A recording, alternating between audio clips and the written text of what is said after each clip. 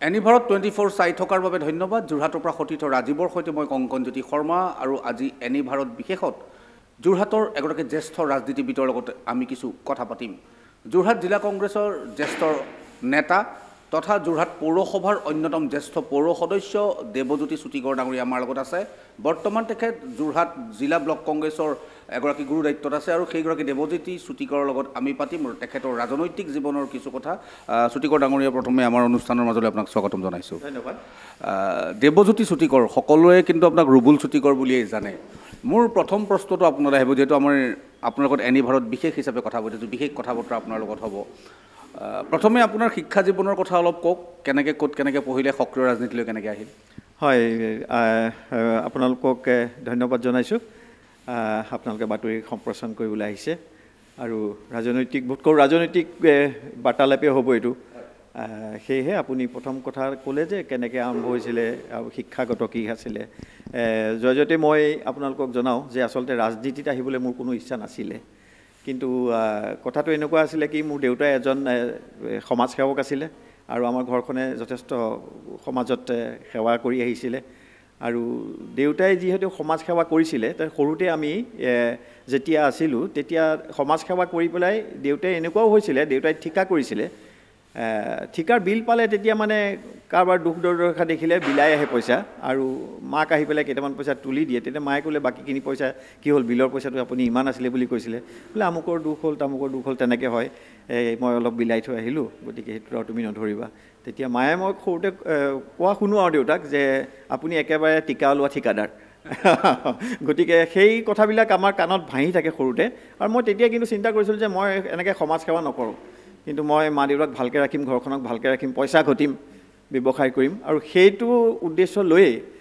মই ব্যৱসায় আৰম্ভ কৰিছিলোঁ। আৰু একচুৱেলি মই শিক্ষাগত অৰ্হতা বুলি ক'লে মই জে বি কলেজত পঢ়িছিলোঁ, আৰু জে বি কলেজত পঢ়াতে মই ফিজিক্সত মোৰ বেক লাগিছিলে।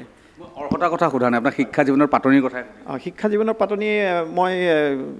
প্ৰথম অৱস্থাত মই আমাৰ তৰাজান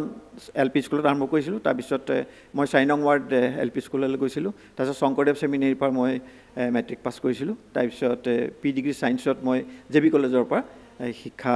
শেষ কৰিলোঁ। সেইকাৰণে ডিগ্ৰীত মই আপোনাক আকৌ দোহাৰিছোঁ যে মোৰ ফিজিক্সত বেক লাগিছিলে, আৰু তেতিয়াই মোৰ এটা মানসিকতা গঢ়ি উঠিছিলে যে এজন অফিচাৰ বা এজন ভাল অফিচাৰ গ্ৰেডৰ মানুহে যদি 50-60 হাজাৰ বা 40 হাজাৰ টকা দৰমহা পায়, মই ব্যৱসায় কৰিবলৈ কেলৈ নোৱাৰিম। কিন্তু মই তেতিয়াই প্ৰায় 83 চনৰ পৰাই মই ব্যৱসায়ত আৰম্ভ কৰিলোঁ, আৰু ঔষধৰ ব্যৱসায় মোৰ আছে, আৰু বিভিন্ন ব্যৱসায় কৰি পেলাই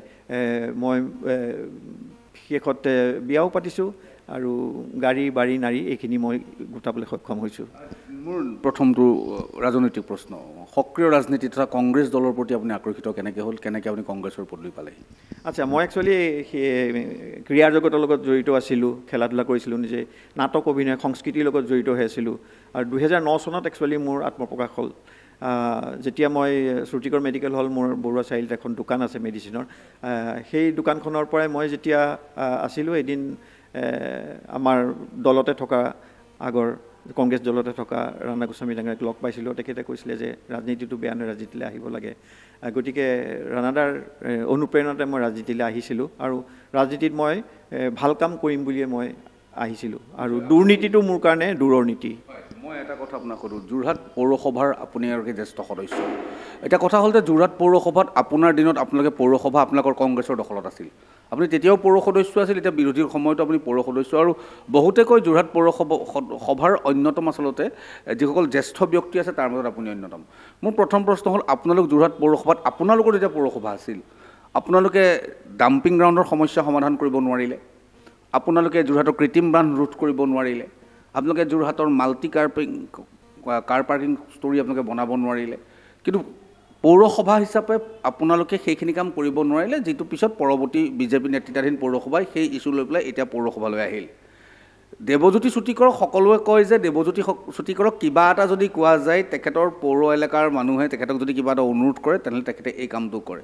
এতিয়া মোৰ দুটা প্ৰশ্ন, দেৱজ্যোতি চুটিগড় পৌৰ সদস্য হিচাপে, জ্যেষ্ঠ পৌৰ সদস্য হিচাপে পৰিচিত বা চিনাকি বা সফল, কিন্তু যোৰহাট পৌৰসভাৰ কংগ্ৰেছ নেতৃত্বাধীন পৌৰসভাৰ পৌৰ সদস্য হিচাপে বিফল, কথাটো আপুনি মানি লয়নে? বিফল বুলি ঠিক তেনেকুৱা মই ক'বলৈ এইকাৰণে নিবিচাৰোঁ, যিহেতু আমাৰ মেজৰিটি এতিয়া নাই, আৰু যেতিয়া আমাৰ এই পৌৰসভাখন আৰম্ভ হৈছিলে 2022 চনত, তেতিয়া প্ৰথম চিনাকি পৰ্ব যেতিয়া হৈছিলে কনফাৰেন্স ৰুমত পৌৰসভাৰ মই এটা কথাই কৈছিলোঁ যে কাৰ্যালয় সোমোৱাৰ পিছত আমি বিজেপি এজিপি কংগ্ৰেছ গোটেইখিনি এক হ'ব লাগিব আৰু এক হৈ পেলাই আমি যোৰহাটখনৰ উন্নতিৰ কাৰণে চিন্তা কৰিব লাগিব যোৰহাটৰ যিখিনি সমস্যা আছে সেই সমস্যাখিনি সমাধান আমাৰ এই বৰ্ডখনত লোৱা ডিচিশ্যনবিলাকেহে যোৰহাটৰ উন্নতি কৰিব কিন্তু কথাটো এনেকুৱা ধৰণৰ হয় যে আমি কংগ্ৰেছৰ যিকেইজন আমি পৌৰ সদস্য আছোঁ আমি সুপৰামৰ্শ দিওঁ আমাৰ প্ৰস্তাৱ হয় সিদ্ধান্ত হয় কিন্তু লিপিবদ্ধও হয় কিন্তু সেইবিলাক কাৰ্যকৰী নহয় গতিকে আমি দিয়া সুপৰামৰ্শখিনি যদি শাসক পক্ষই বিজেপি দলে যদি যে কংগ্ৰেছে কৈছে সেইকাৰণে আমি গ্ৰহণ নকৰোঁ তেনেকুৱা ধৰণৰ যদি হয় তেতিয়াহ'লে যোৰহাটখনৰ উন্নতিটো স্থবিৰ হ'ব ধুৰুপ এই সমস্যাখিনি আগতেও আছিলে কৃত্ৰিম বানৰ সমস্যা আগতেও আছিল জাবৰ নিষ্কাশনৰ সমস্যা আগতেও আছিল মাল্টিষ্টৰী কাৰ পাৰ্কিঙৰ সমস্যা আগতেও আছিল হাট বজাৰ স্থানান্তৰিত কৰা ঘটনা আগতেও আছিল আপোনালোকৰ দিনতেতো এইবিলাক পলিচি লোৱা হৈছিলে আপোনালোকে কিয় কাৰ্যক্ষম কৰিব নোৱাৰিলে নহয় এইবিলাক আচলতে সময়ে সময়ে চলি থকা কিছু সমস্যা পৌৰসভাৰ থাকিবই আৰু যিহেতু পৌৰসভাখন এখন জনসাধাৰণৰ কাৰণে সুপৰিকল্পিতভাৱে আগবঢ়োৱা এটা অনুষ্ঠান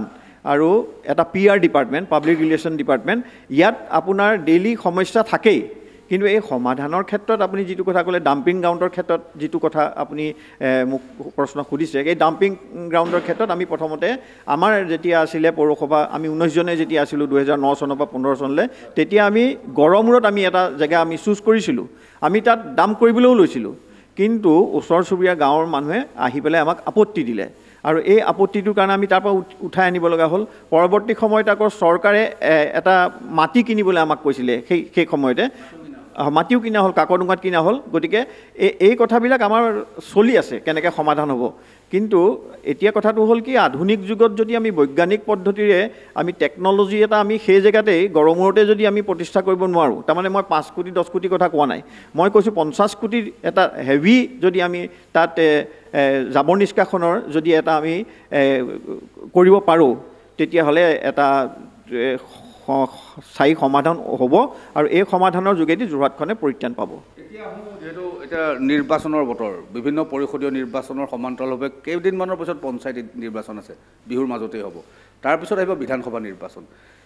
লোকসভাত আপোনালোকৰ জয় আছিল অভূতপূৰ্ব যোৰহাট লোকসভা সমষ্টিত গৌৰৱ গগৈক আচলতে যি বৃহৎ তেওঁ জয়লাভ কৰিলে সেই জয়ৰ কৃতিত্ব কিন্তু অকল কংগ্ৰেছে ল'ব নোৱাৰে সেয়া যোৰহাটৰ জনসাধাৰণে ল'ব পাৰে বুলি ইতিমধ্যে আপোনালোকৰ সকলোৱে স্বীকাৰ কৰিছে কথাটো হ'ল যে সাংসদগৰাকী জয় হোৱাৰ পাছত যোৰহাটৰ সাংসদগৰাকীক কিন্তু মানুহে লগ নাপায় তেখেতৰ স্থায়ী ঠিকনা নাই বা তেখেতক লগ পাবলৈ হ'লে মানুহে যথেষ্টখিনি কষ্ট খাবলগীয়া হয় এজন সাংসদে নিশ্চয় 10টা সমষ্টি তেওঁ ভিজিট কৰিব নোৱাৰে কাৰোবাক প্ৰতিনিধিও ৰাখিব লাগে কেতিয়াবা প্ৰতিনিধিও ৰাখিবলগীয়া হয় কিন্তু সকলোকে ডাঙৰ কথাটো হ'ল যে তেখেতৰ পিতৃ যোৰহাটৰ তেখেতসকল পুৰণিকলীয়াভাৱে যোৰহাটৰ মানুহ কিন্তু আজিৰ তাৰিখত যোৰহাটত তেখেতৰ এটা নিজস্ব ঠিকনা নাই যিটো ৰাজনৈতিক বিষয় হৈ পৰিছে এই কথাবিলাকে আপোনালোকৰ মনত কেতিয়াবা ক্ৰিয়া কৰেনে আপোনালোকৰ কাণত পৰেনে বা আপোনালোকে সাংসদগৰাকী কাণত পেলাইছেনে নাই ঠিকেই এই কথাটো এনেকুৱা ধৰণৰ হয় সাংসদগৰাকী যিহেতু উপদলপতি গতিকে উপদলপতি হ'লে তেখেতৰ যথেষ্টখিনি অধ্যয়নৰত কথা থাকে গতিকে সাংসদত তেখেতে প্ৰিপেৰেশ্যনো কৰিব লাগে আৰু সেই অনুপাতে কিন্তু আপুনি যিটো কথা কৈছে লগ নাপায় সেইটো মই পঞ্চায়তে এই নটছাত এইকাৰণে কৈছোঁ যিহেতু মই টাউন ব্লক কংগ্ৰেছৰ সভাপতি হিচাপে আমাৰ ওচৰলৈ লিষ্টবিলাক আহে আমাৰ মানুহে বিচাৰে যে সাংসদ ডাঙৰীক আমি লগ পাব লাগে আমাৰ থ্ৰুৱেদিয়ে তেখেতে লগ পায় আৰু চাৰ্কিট হাউচত তেখেত যেতিয়া আহে তেতিয়া আমাৰ এখন লিষ্ট তৈয়াৰ হৈ যায় সেই লিষ্টৰ মতে কিন্তু তেখেতে লগ কৰে মানুহক আৰু যথেষ্টখিনি মানুহৰ ওচৰলৈ যায় গতিকে এজন জননেতাই জনসাধাৰণক লগ নকৰিব আৰু গৌৰৱ গগৈৰ নিচিনা এজন মানুহে লগ নকৰিব সেইটো কথা কিন্তু হ'ব নোৱাৰে তেখেতে লগ কৰে মানুহক এটা কথা আমি জনাব বিচাৰিছোঁ বহুতে আমাক আজি আপোনাৰ ওচৰত এই অনুষ্ঠানটো যেতিয়া কৰিছিলোঁ তাৰ আগমুহূৰ্তত আমি কিছু ব্যক্তিৰ লগত কথা পাতিছিলোঁ কিছু ব্যক্তিয়ে আমাক এটা কথা ক'বলৈ পঠাইছে